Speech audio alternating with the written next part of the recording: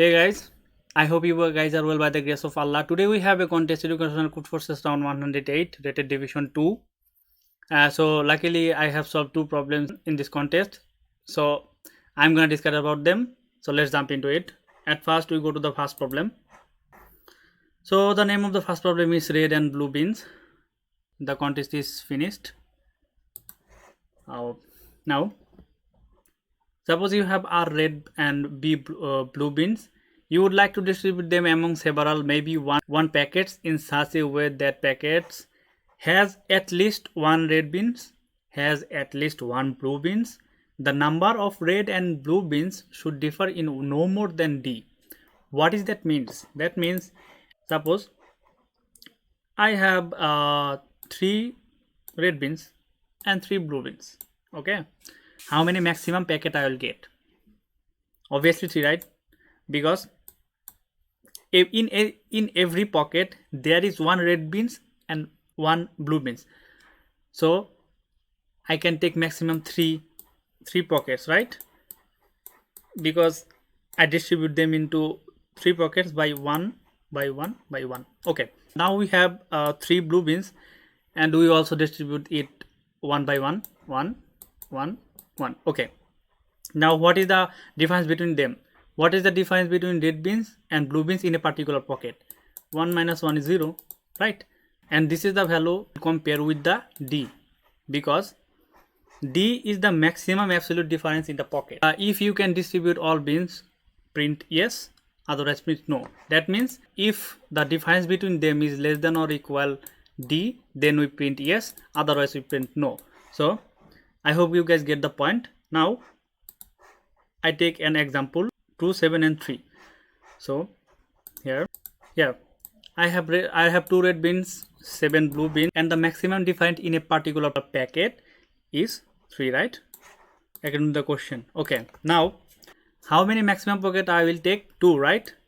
Because at least one red beans or at least one blue beans I have to put in the packet, so I can take at most 2 pocket, right? So I take 2 pockets and put this by here 1 and put this here 1, right? Okay, now I have to divide these blue beans into 2 parts because we have 2 pockets, so we can divide this into 3 and 4, right?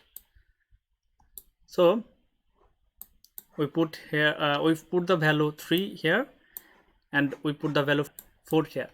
Now you can ask me a question, why we didn't take 1 or 6. We didn't take 1 or 6 because we have to minimize the difference between red beans and the blue beans, so we haven't take the 1 or 6. So what is the difference between them? 3 or minus 1 equal 2. And what is the maximum difference between them? 3, right? So we have 3 and 2 and 3, and what is the maximum difference? 3. So this 3 is less than or equal this 3, right? So that is why we print here yes.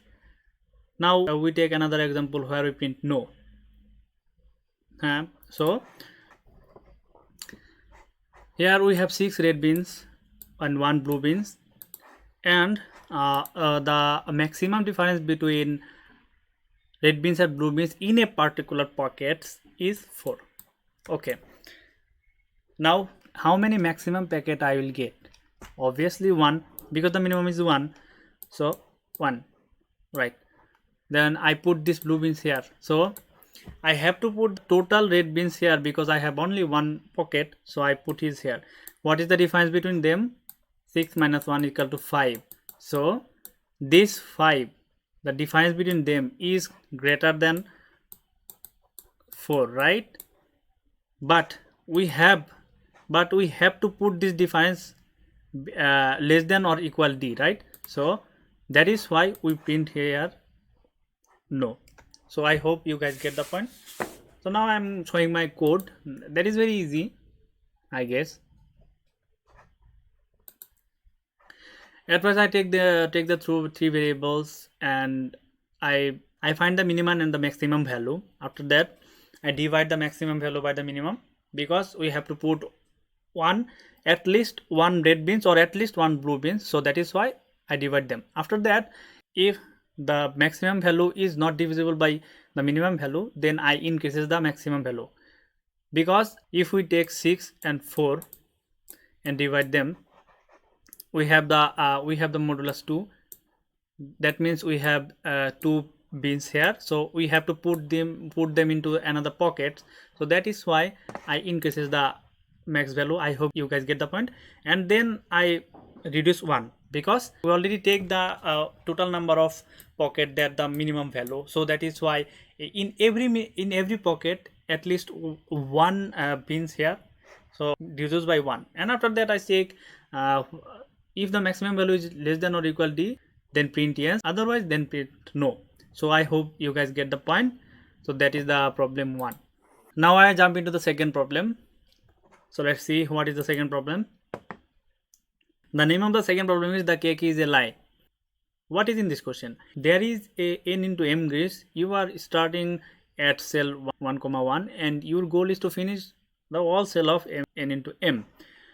You can move to the neighbor cell, the right or down. In the other words, suppose you are standing at the cell xy, you can move to the cell x comma y plus 1 and it costs x balance. Move to the cell x plus 1 comma y, it costs y balance. Can you reach cell n comma m spending exactly k balance? What is that means?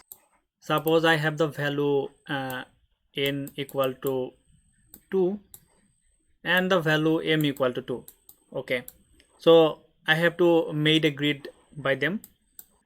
What is the grid supposed to look like? 2 into 2, that means 4, right? We have 4 shell. Let's see. Okay, sorry. Okay, here we have 4 shell. The value of this shell is 1 1, the value of this shell is 1 2, the value of this shell is 1 1 2 1, and the value of this shell is 2 2. So in the beginning I stand these blocks, so I have to go these blocks and I have to found what is the cost to go to this end, right? Okay, now what is the condition? The first condition, if we move right to the cell, it costs x balance. What is that means? If we go this shell from this shell, what is the cost? What is the value of x here?